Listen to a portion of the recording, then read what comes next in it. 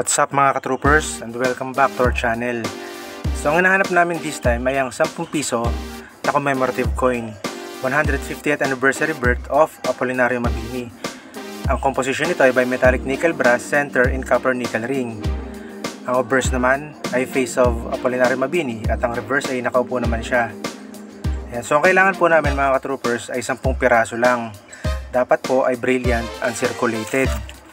Tsaka isang coin bawat isang seller ang aming bibilhan para mabigyan ng chance yung iba. At ito po ay babayaran sa halagang 900 kada piraso. So kung meron kayo ng nasabing barya, maaari nyo pong i-post ng video o litrato sa rrcointroopers/coins at ilakipang code na RR109579. Importante na ilagay ninyo yung code ha. So amin pong susuriin ang mga pinost ninyo at kapag pumasa sa aming pamantayan, agad namin kayong kukontakin para sa proseso ng pagbili. Maaari nyo rin kaming tawagan every Monday 1 to 3 PM.